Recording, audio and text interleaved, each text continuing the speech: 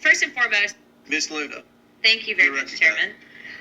First and foremost, I would like to take this opportunity to educate the American people on what's really happening right now with these riots. So I see right now there's a lot of back and forth and finger pointing, but the fact is that there is a financial tie to these riots, tied to immigration, that actually leads right back to the Communist Chinese Party. Straight up, the LA riots have been organized by an organization dubbed PSL, the Party for Socialism and Liberation, funded by billionaire Chinese activist Neville Singham, who spends parts of his year by living in Shanghai. In addition to that, although he is not a registered foreign agent, he accepts a lot of money from the CCP and then turns around it and funnels it right into some of these violent protests that we're seeing. But it doesn't just stop there. It's not the only organized protest that's using brown people and immigrants as a ruse to push their communist and Marxist agenda. Mr. Waltz, thank you for coming in today to testify, or Mr. Walls. Real quick, is it true, yes or no, that you are speaking at the June 14th Twin Cities No King rally? I can't confirm that right now. That could be true. Okay. Just so you know, they're advertising you speaking there. Okay. The graphic's actually on X right now. I'd be happy to provide it for you, so I'll take that as probably speaking. Is it true also, I know on your campaign that you had admitted to visiting China anywhere from 15 to 30 times, sir? Yes or no, please? I did live in China. And No, visiting, sir, in addition to living there, in addition to having, okay. That's correct. All right, also too, I'd like to note that during your time in Congress that you filed for a $5 million earmark that actually was secured. $2 million of it went to the Hormel Institute that actually collaborated with the Wuhan Institute. Also, the Department of Homeland Security, sir, just to you, so that you're tracking, actually had an internal memo that was released that stated that the government of China considered you a prime target for influence operations. I'm letting you know that now because I do believe that you should be made aware of, if you are not already, that you are working with and going to be speaking at an organization and rally that not is just funded by Christy Walton, the heiress of Walmart, but also has ties to the Chinese Progressive Association, largely funding it, that actually brags on their website that they are pro-Maoist. Also, too, funded by the National Endowment for Democracy. I know there's a lot of people on this committee that don't like billionaires interfering in politics, but say nothing when George Soros gets over $260 million from USAID through the last administration that's then funneled into some of these nonprofits and organizations.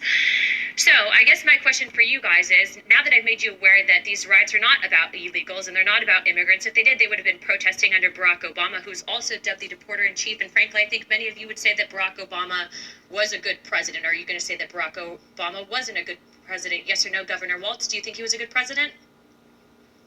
Do I think Barack Obama was correct? A good president? I think he did a good job. Okay, how about you, Governor Pritzker? I think he did a good job. Hochul?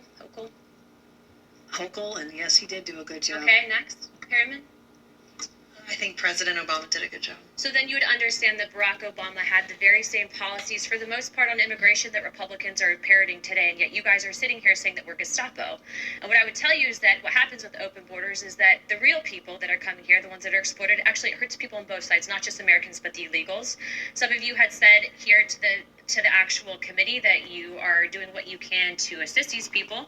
But what I would say is that your policies aren't actually done from a place of understanding and sympathy. I would say that it's actually doing the exact opposite. And when you use brown people, just like they use black people with BLM and Marxist during BLM to usher that in, when you use brown people and you put Mexican flags with them saying that you stand up for illegal immigrants, but you follow the money and it's going back to the Communist Party, what you're essentially doing is using your platform as elected officials, the trust that the American people have put in you, essentially to usher in communism. You're not actually fighting for American values. Don't roll your eyes, because it's a serious topic and that's where the money's coming from. So now I'm informing you, so now you guys can make your decisions, but please be informed, sir, Mr. Walls, that if you truly do uphold the American ideologies and perspectives on the Constitution, you should not be speaking at that rally. I've given you the correct information, and as of right now, I've authorized a letter to be sent to my office to the President of the United States to rescind millions of dollars in funding that we know are going to the No Kings protests that were authorized and basically given under the last administration. That is what Congress is supposed to do, not point fingers, not blame people, but actually ensure that the American people are protected and not fighting for foreign interests, foreign governments, and also the communist. Will the gentlelady yield for a question? No. You don't want to tell us what your evidence is? I appreciate So, your government. You'll get I will take your let word me answer for the it. question. But Let me answer you'll the question. appreciate we might want actual evidence. I would be happy to provide that, and I'd also be happy to inform Chairman that actually we have a letter of which you can sign on to. I know you like to sign on to letters with us, especially on the Epstein stuff. But we actually have a letter going out to Neville Singham on Friday, and it's actually signed by every single member of Oversight. I'd like to extend that to you because that letter is calling him to testify, and it's also calling for his financial transactions. And do you agree, sir, that we should not be accepting money from the Communist Chinese Party? I think anyone on this platform would agree that that should not be accepted, correct? I would like for you to actually present We evidence are rather than just, yes. quote, inform the witnesses. And now that they're informed. Had to pause that right fast because I'm tired of hearing that Democrat talk. It's plenty of evidence. It's plenty of evidence. He just want to run his freaking. No, I'm tired of these Democrats, man. It's plenty of evidence. It looked like he, I don't know, man. Like, I don't know. I just thought that was weird shit. And I'm not no Black Lives Matter supporter. Like, you're not? No, absolutely. Why not? Because it's not our movement. This is a movement that was given to us by, you know, George Soros and his fucking boys. Because they saw how things were going and they didn't want it to go back to the 60s to where we start having our own organic movements. That was a big fucking problem for them. So let's give the people a movement that we can control. We'll provide them the leaders and all of this type of shit.